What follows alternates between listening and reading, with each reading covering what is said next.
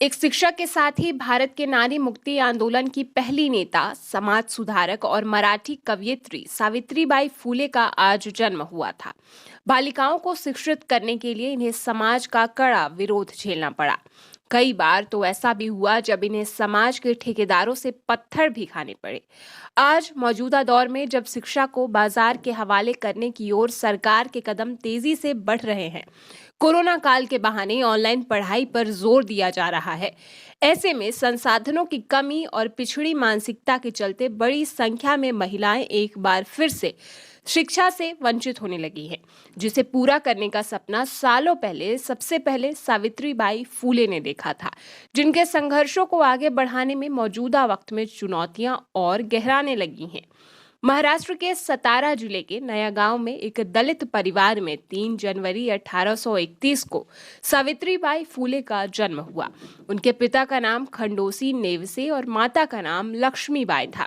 सावित्रीबाई फूले को समाज में फैली कुरीतियों जैसे सती प्रथा, छुआछूत और विधवा विवाह जैसी बुराइयों के खिलाफ आवाज उठाने और इसे खत्म करने के लिए लंबा संघर्ष करना पड़ा। आजादी के पहले तक भारत में महिलाओं की गिनती 2ym दर्जे में होती थी। आज की तरह उन्हें शिक्षा का अधिकार प्राप्त नहीं था। बात अगर 18वीं सदी की करें तो उस समय महिलाओं का स्कूल जाना भी पाप समझा जाता था। ऐसे समय में सावित्रीबाई फूले ने जो कर दिखाया वह कोई साधारण उपलब्धि नहीं है। 9 साल की कच्ची उम्र में सावित्रीबाई फूले का विवाह ज्योतिराव फूले से हुआ। शादी के वक्त वे बिल्कुल अनपढ़ थी। वहीं उनके पति ज्योतिराव तीसरी कक्षा तक पढ़े थे। पढ़ाई लिखाई का जो ख्वाब सावित्रीबाई फूले ने देखा था, उन्होंने शादी के बाद उस पर रोक नहीं लगने दी। एक दिन वो कमरे में अंग्रेजी के किताब के पन्ने पलट रही थी। उस दौरान उनके पिता खंडोसी की नजर उन पर पड़ी। सावित्रीबाई के हाथ में किताब देखते ही पिता भड़क उठे और सावित्रीबाई के हाथों से किताब लेकर बाहर फेंक दिया। खंडोसी का कहना था कि शिक्षा केवल उच्च जाति के पुरुषों का हक है, दलित महिलाओं के लिए शिक्षा ग्रहण करना पाप समान है। इस घटना के बाद सावित्रीबाई फूले ने जैसे मन में ठान लिया कि अब तो वे जरूर पढ़ेंगी। इसके बाद सावित्रीबाई फूले ने खुद शिक्षा ग्रहण की और 18 स्कूल खोले ताकि कोई भी बच्चा अनपढ़ न रह सके। 1 जनवरी 1848 में पुणे की भीड़ेवारी में लड़कियों के लिए उन्होंने भारत में पहला स्कूल खोला। इसी स्कूल में सावित्रीबाई ने अध्यापन का काम शुरू किया और वह भारत की पहली महिला अध्यापिका बन गई। महिलाओं के साथ साथ दलितों की शिक्षा के लिए 15 मई 1848 को उन्होंने पुणे की एक दलित बस्ती में स्कूल खोला, जहां दलित लड़के लड़कियां पढ़ने लगे। इस स्कूल में पढ़ाने के लिए जब कोई अध्यापक नहीं मिला, तब सावित्रीबाई ने वहां भी पढ़ाना शुरू किया। पुणे की भीड़ेवारी में पहला स्कूल खोलने के मात्र 4 साल के भीतर ही 15 मार्च 1852 तक उन्होंने पुणे शहर और उसके आसपास करीब 18 स्कूल खोले, जहां सभी विद्यार्थियों को निःशुल्क शिक्षा दी जाती थी।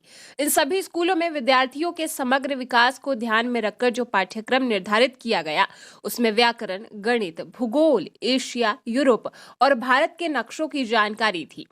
मराठों का इतिहास, नीतिबोध और बालबोध जैसी पुस्तकें भी पाठ्यक्रम में शामिल थी।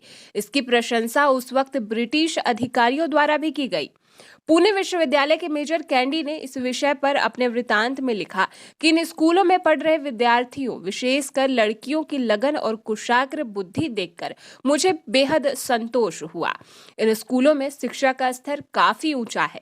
शिक्षा के क्षेत्र में सावित्रीबाई के अभूतपूर्व योगदान के लिए 1852 में राज्य शिक्षा विभाग द्वारा ज्योतिबा फूले के साथ साथ सावित्रीबाई को भी सम्मानित किया गया। सावित्रीबाई भारत की पहली स्त्री शिक्षिका ही नहीं, बल्कि उन्हें पहले नारी मुक्ति आंदोलन के नेतृत्व का गौरव भी हासिल है। साल 1852 में सावित्रीबाई ने महिला सेवा मंडल के रूप में पुणे की विधवा स्त्रियों के आर्थिक विकास के लिए देश का पहला महिला संगठन बनाया। इस संगठन में हर 15 दिनों में सावित्रीबाई स्वयं सभी गरीब, दलित और विधवा स्त्रियों से चर्चा करती, उनकी समस्याएं सुनती और उसे दूर करने का उपाय भी बताती थी। छोटे छोटे ऐसे कई उद्योग जिसका प्रबंधन उन अशिक्षित महिलाओं द्वारा हो सके, उसकी जानकारी सावित्रीबाई महिलाओं को देती थी। सावित्रीबाई अच्छी तरह से जानती थी कि समाज से निष्कासित इन स्त्रियों का जीवन सुरक्षित नहीं है। उनका समाज से जीवित रहना बड़ी चुनौती है। इसके लिए उनका आर्थिक रूप से आत्मनिर्भर होना ही एकमात्र उपाय है, जिसके लिए उन्होंने कई धार्मिक मान्यताओं को तोड़ा और स्त्रियों को अपने बुनियादी अधिकारों के लिए जागरूक किया। उनका समाज से जीवित रहना बड़ी चुनौती है, इसके लिए उनका आर्थिक रूप से आत्मनिर्भर होना ही एकमात्र उपाय है, जिसके लिए उन्होंने कई धार्मिक मान्यताओं को तोड़ा और महिलाओं को अपने बुनियादी अधिकारों के लिए जागरूक किया। 1874 का वर्ष ज्योतिबा के लिए बेहद महत्वपूर्ण था, जब उन्होंने सत्य शोधक समाज की स्थापना कर एक नए वैकल्पिक सामाजिक व्यवस्था की अवधारणा को साकार करने का फैसला लिया। 1890 में ज्योतिबा की मृत्यु के बाद 1853 सत्य शोधक समाज की बागडोर उनकी पत्नी सावित्रीबाई को सौंपी गई। सावित्रीबाई ने 4 सालों तक सत्य शोधक समाज का प्रबंधन कुशलता से किया। 1856 में महाराष्ट्र में पड़े सूखे के दौरान सत्य शोधक समाज के कार्यकर्ताओं के साथ मिलकर वे रात दिन लोगों की मदद करती रही। अगले ही साल 1857 में पुणे शहर में प्लेग की महामारी फैल गई, जब अधिकांश लोग शहर छोड़कर भाग गए। सावित्रीबाई और उनके पुत्र वहीं रहकर बीमार लोगों की सेवा करते रहे। प्लेग से संक्रमित एक व्यक्ति को कोई मदद न मिलने पर स्वयं सावित्रीबाई फूले ने अकेले ही उसे अपने कंधों पर उठाकर यशवंत के अस्पताल ले गई और उसी दौरान वे स्वयं भी संक्रमण की चपेट में आ गई। इसी कारण उनकी मृत्यु हो गई। सावित्रीबाई अपने जीवन की अंतिम दिन 10 मार्च 1857 तक इंसानियत के लिए संघर्ष करती रही। आज उनके जन्मदिन पर उन्हें याद करते हुए हम सबका फर्ज बनता है कि उन्होंने जिन संघर्षों की शुरुआत की, उसे आगे बढ़ाने का हम सभी संकल्प लें। नारी शिक्षा को लेकर उनके किए गए प्रयास को आगे बढ़ाने और आने वाली चुनौतियों पर चर्चा करना जरूरी बन जाता है।